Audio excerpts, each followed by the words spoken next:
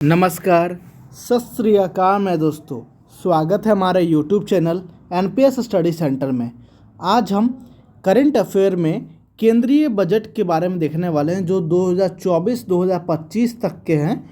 तो इनके बारे में आज हम जानने वाले हैं करंट अफेयर में, क्योंकि ये आपका दो तरह का क्वेश्चन बना सकता है। पहला ये इकोनॉमिक्स के टर्म में और दूसरा ये करंट अफेयर के भी टर्म में भी आपके क्वेश्चन पूछे जा सकते हैं। मतलब ये दो सब्जेक्ट कवर कर देता है एक दिन का, मतलब एक टॉपिक का। तो केंद्रीय बजट जो है आपका तो 2024-2025 में निर्मला सीतारमण द्वारा जो है ये किया गया था।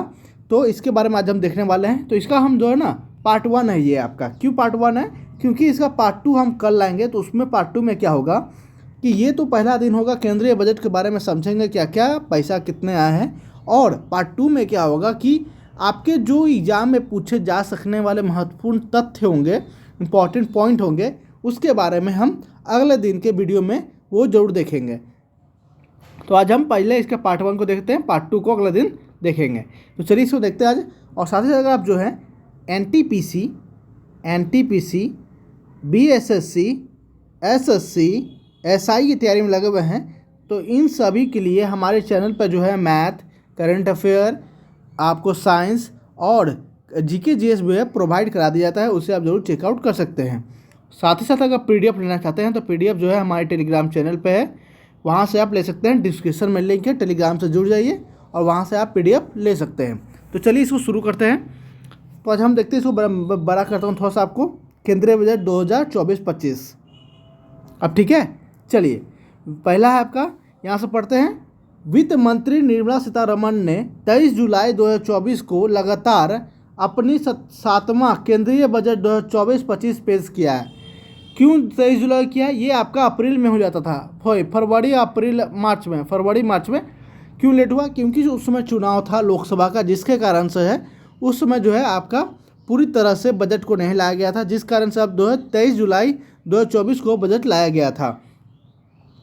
तब आगे देखते हैं। 7वां बजट 2024-25 पेश किया। सीतारमण ने मोदी सरकार के तीसरे कार्यकाल के पहले बजट में बेरोजगारों, मध्य वर्ग, महिला और किसानों को ध्यान में रखते हुए 9 प्राथमिकताओं का ऐलान किया है। किसने? तो सीतारमण और मोदी सरकार ने। नेक्स्ट देखते हैं। कुल 41.28 लाख करोड़ का बजट पेश किया गया है, जो पिछले वर्ष से 3.18 लाख करोड़ अधिक है। वित्त वर्ष 24 में भारत का विकास दर कितनी रही है? तो 8.2% रही है। कितनी? 8.2% रही है। नेक्स्ट है आपका राजकोषीय घाटा सकल घरेलू उत्पाद का 4.9% रहने का अनुमान है। कितना? तो 4.9% रहने का अनुमान है सकल घाटा, राजकोषीय घाटा। बजट में बिहार को करीब 59,000 करोड़ रुपए और आंध्र प्रदेश को 15,000 करोड़ रुपए की मदद मुहैया कराने की घोषणा की गई है। कितनी? तो 59,000 करोड़ बिहार को और 15,000 करोड़ आंध्र प्रदेश को। बजट में 5 राज्य बिहार, झारखंड, पश्चिम बंगाल, उड़ीसा, आंध्र प्रदेश के विकास के लिए पूर्वोदय योजना की घोषणा की गई है। बजट थीम क्या है?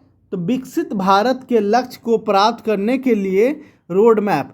नेक्स्ट है आपका कि बजट 24-25 में 4 वर्गों में जातियों में ध्यान केंद्रित किया गया है। पहला आपका गरीब, दूसरा महिलाएं, तीसरा युवा, चौथा है आपका अन्नदाता। इन चारों को जो है ध्यान केंद्रित किया गया है 24-25 के बजट में। नेक्स्ट आपका कि आपसे क्वेश्चन पूछा जा सकता था, जैसे कि यहाँ क्वेश्चन पूछा जा सकता था कि 24-25 में 4 वर्गीय जातियों का ध्यान केंद्रित किया गया है, तो वे 4 कौन से हैं? उसके साथ ही आप अब यहाँ देख रहे हैं कि यहाँ लिखा है 24-25 के विकसित भारत की 9 प्राथमिकताएं क्या हैं, जो सीतारमण ने बताई है कि 9 जो है ना प्राथमिकता हमने की है। पहला क्या है आपका? कृषि में उत्पादकता और लचीलापन, रोजगार और कौशल प्रशिक्षण। दूसरा, समावेशी मानव संसाधन विकास और सामाजिक न्याय, ये तीसरा है। चौथा आपका है विनिर्माण और सेवाएं। पाँचवा है शहरी विकास। छठा है ऊर्जा सुरक्षा। सातवां है आपका आधारभूत संरचना। क्या है? आधारभूत संरचना। आठवां है नवाचार, अनुसंधान एवं विकास। 9वां है अगली पीढ़ी में सुधार। तो ये 9 है जो आपको क्या है, तो 9 प्राथमिकताएं हैं। इसका जो है मैं PDF भेज दूंगा, वहाँ से आप ज़रूर देख लीजिएगा और अच्छे से। अब देखते हैं कि बजट का अनुमान देखते हैं 24-25 का, जो कि पिछला भी देखना जरूरी होता है। जैसे यहाँ देख रहे होंगे कि 23-24 बजट अनुमान संशोधित अनुमान है, ये बजट अनुमान। 22-23 का वास्तविक अनुमान, तो ये जरूर देखना होता है। अब चलिए देखते हैं। तो यहाँ देखिएगा राजस्व प्राप्ति जो है 24-25 के लिए 31,29,200 करोड़ रखी गई है। पूंजी प्राप्तियाँ कितनी हैं, तो 16,91,312 करोड़। कुल प्राप्तियाँ कितनी हुई, तो 48,20,512 करोड़। नेक्स्ट आपका कि प्रभावी पूंजीगत व्यय कितनी रही है, तो 15,01,889 करोड़। राजस्व घाटा कितना हुआ है, तो 5,80,201 करोड़। प्रभावी राजस्व घाटा 1,89,423 करोड़। राजकोषीय घाटा 16,13,312 करोड़। प्राथमिक घाटा 4,50,372 करोड़। तो ये सब थे आपके क्या बोलते हैं, ये सब थे आपके क्या, तो ये थे आपके बजट का अनुमान, जो घाटा हुआ, प्राप्तियां हुआ, तो इन सभी के बारे में देख रहे हैं। यहाँ पे प्राप्तियां हुआ है आपका इतना में, यहाँ पे घाटा हुआ है। ये सब आपको जानना जरूरी होता है, क्योंकि इकोनॉमिक्स के टर्म में आपका बहुत ही काम आता है ये सब डिजिट। ज़्यादातर एग्जाम में पूछा नहीं जाता, लेकिन आपका मेन जो अच्छे से एग्जाम होते हैं उसमें पूछे जाते हैं, और इकोनॉमिक्स के टर्म में जहाँ होते हैं मेन एग्जाम, वहाँ जरूर पूछे जाते हैं।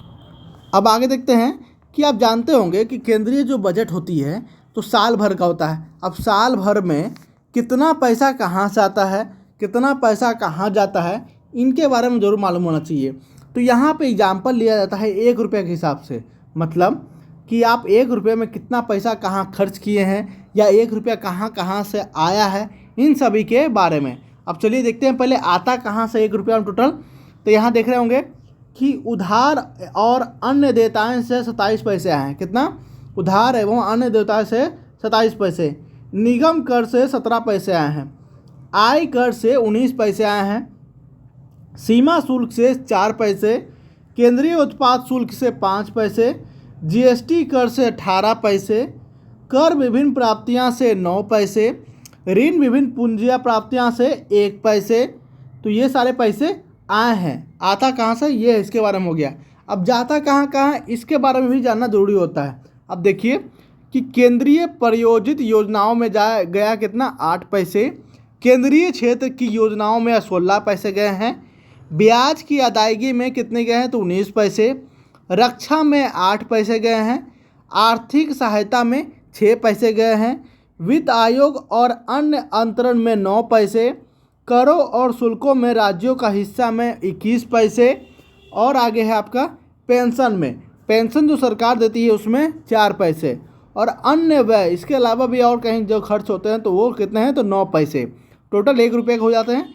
ये बताया जाता है 1 रुपये के हिसाब से, मतलब होते हैं करोड़ों लाखों करोड़ों में, लेकिन यहाँ पे आपको समझाने के लिए 1 रुपये का मापदंड लिया जाता है। और चलिए आगे देखते हैं।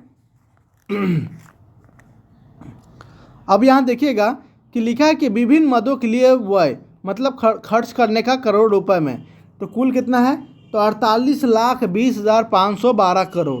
कितना, 48,20,512 करोड़। अब देखिए कि ब्याज में कितना गया है, 11,62,940 करोड़। परिवहन में 5,44,128 करोड़। रक्षा में 4,54,773 करोड़। प्रमुख सब्सिडी में 3,81,175 करोड़। राज्यों को अंतरण में 3,22,787 करोड़। ग्रामीण विकास में 2,65,808 करोड़। पेंशन में 2,43,296 करोड़। कर प्रशासन में 2,03,530 करोड़। कृषि संबंध कार्यकलाप में 1,51,851 करोड़। गृह में आपका गया है 1,50,983 करोड़। शिक्षा में गया है आपका 1,25,638 करोड़। IT दूरसंचार में 1,16,342 करोड़। और भी है आपका डाटा, यहाँ देखिएगा कि स्वास्थ्य में गया है 89,287 करोड़। वित्त में 86,339 करोड़। शहरी विकास में 82,577 करोड़, ऊर्जा में 68,769 करोड़, संघ राज्य क्षेत्र में 68,660 करोड़, सामाजिक कल्याण में 56,501 करोड़, सब वाणिज्य और उद्योग में 47,559 करोड़, वैज्ञानिक विभाग में 32,736 करोड़, विदेश मामले में 22,155 करोड़, योजना एवं सांख्यिकी में 6,291 करोड़, पूर्वोत्तर के विकास के लिए 5,900 करोड़, अन्य हुए 1,44,477 करोड़। टोटल कितने हुए? तो 48,20,512 करोड़ रुपए वो हो गए खर्चे के लिए। अब यहाँ लिखा है कि प्रमुख योजनाओं के लिए धन आवंटन क्या गया। जो प्रमुख योजनाएं चलाई जाती हैं सरकार द्वारा, तो उसमें जो है ना धन आवंटन भी किया जाता है। तो किस में कितना गया है? तो मनरेगा में 86,000 करोड़। कितना? 86,000 करोड़। सौर ऊर्जा में 10,000 करोड़, अनुसंधान और विकास परियोजनाओं में 1,200 करोड़, सेमीकंडक्टर के विकास और डिस्प्ले विनिर्माण में 6,903 करोड़, नाभिकीय ऊर्जा परियोजना में 2,228 करोड़, औषध उद्योग के लिए PLI में 2,143 करोड़। नेक्स्ट है आपका प्रत्यक्ष लाभ अंतरण LPG 1,500 करोड़, IDI स्कीम अधीन क्रेडिट लाइन में 3,849 करोड़। तो ये सारे जो है आपके क्या हो गए कि प्रमुख योजनाओं के लिए जो धन आवंटन किया जाता है केंद्र सरकार के द्वारा, उन सभी के बारे में। तो आज हमने क्या देखा कि केंद्रीय बजट जो निकाली जाती है केंद्र सरकार द्वारा कि किसमें कितने व्यय हुए, कितने आपके पैसे आए हैं, कितने जाएंगे, ये भविष्य के बारे में भी देखा जाता है। तो और कि क्या क्या जो है कितने पैसा किस में दिया गया है, किस सेक्टर में दिया गया है, तो इन सभी के बारे में आज हमने देखा। और कितनी प्राप्तियां हुई है तो वो भी हमने देखा कि और कितनी जो है घाटा भी हुई है, उन सभी के बारे में भी हम लोग ने आज इस वीडियो में देखा है। तो उम्मीद है आपको ये सेशन बहुत ही अच्छे लगे होंगे। अगर अच्छे लगे हो तो अपने चैनल को लाइक, सब्सक्राइब, कमेंट और शेयर करना ना भूलें। तो मिलते हैं नेक्स्ट वीडियो में। धन्यवाद।